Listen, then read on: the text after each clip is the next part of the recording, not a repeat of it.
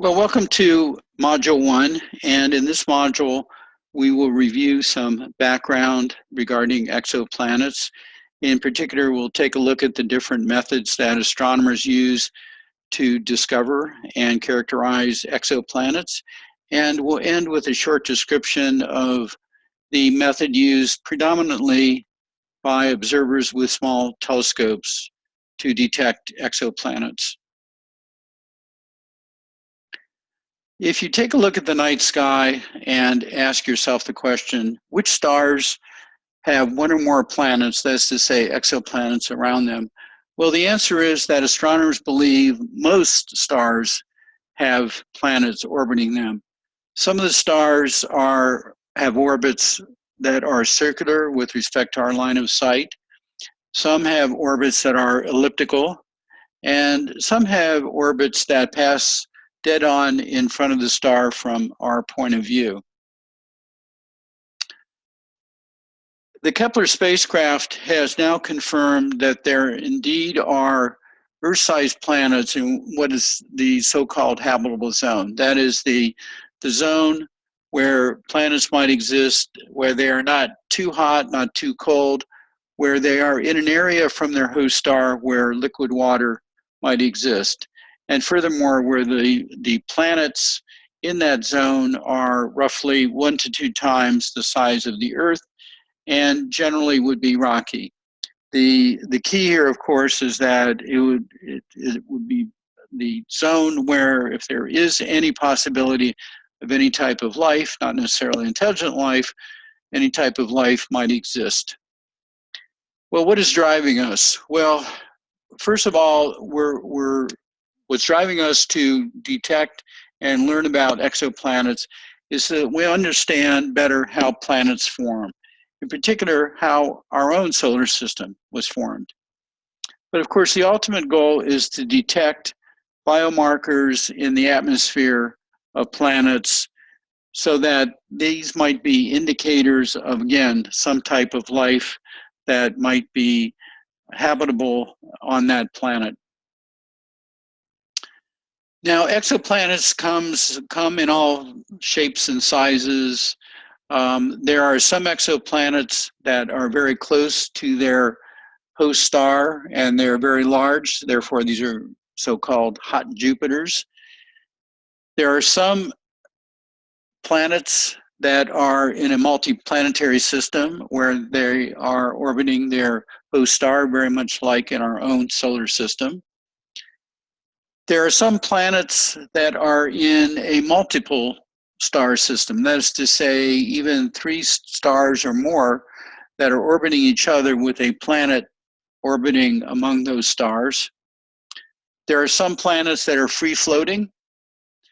There are some planets whose orbits are in the opposite direction of their star's rotation.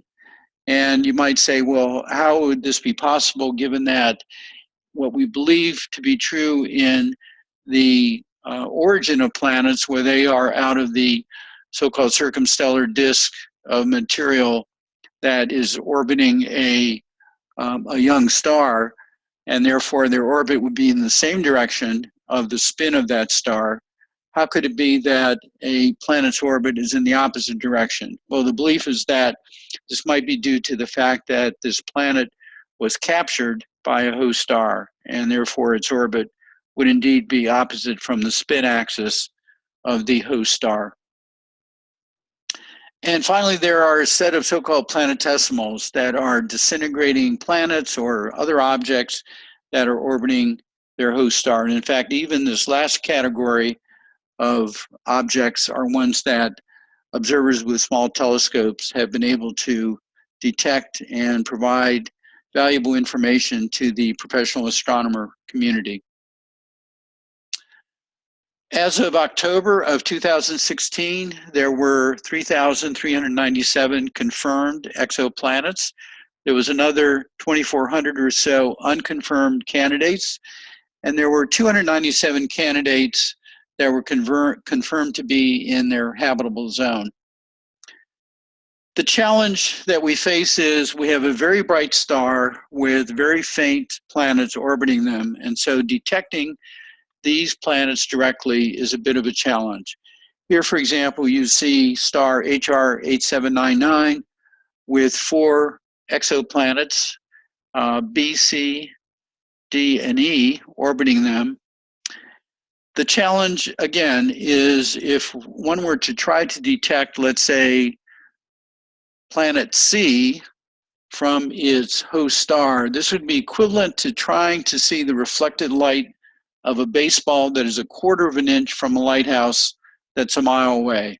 So as you can see, trying to do direct observation of very faint objects next to a very bright star is very difficult and almost impossible for amateur astronomers with small telescopes.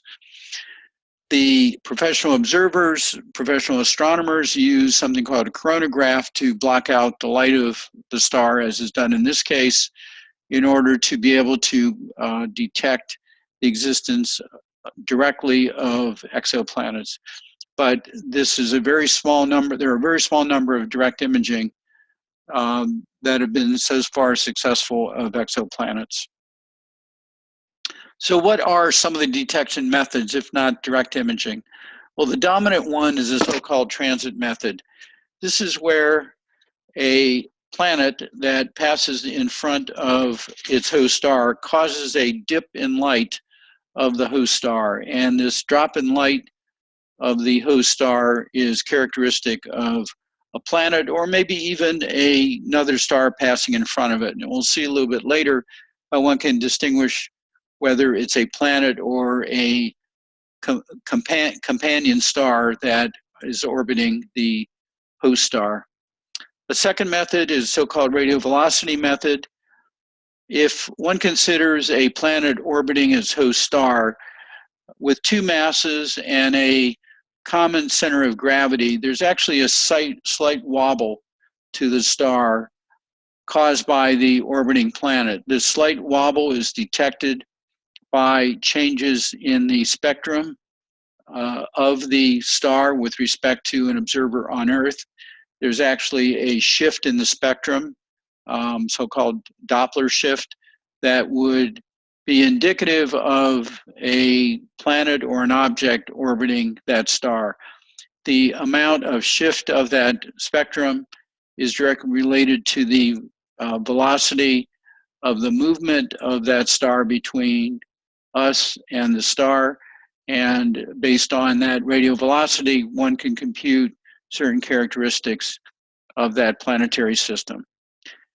A third method is a so-called microlensing method. If you've ever seen some of the far-field images by Hubble, where a distant galaxy is actually magnified by an intervening galaxy, where that intervening galaxy is acting as a lens. The same sort of approach or the same method applies to a planetary system that might be moving in front of a distant star. So for example, if an observer on Earth is looking toward the bulge of our Milky Way galaxy, where there's a large, dense population of stars, if a planetary system moves between an observer on Earth and, let's say, that star, that source star, that planetary system would cause a lensing effect of the source star. This would result in multiple images of that source star. Now, the fact that these images, however, are so close to each other that are too close for the resolving power of Earth-based observations, it would be as if the source star actually brightened.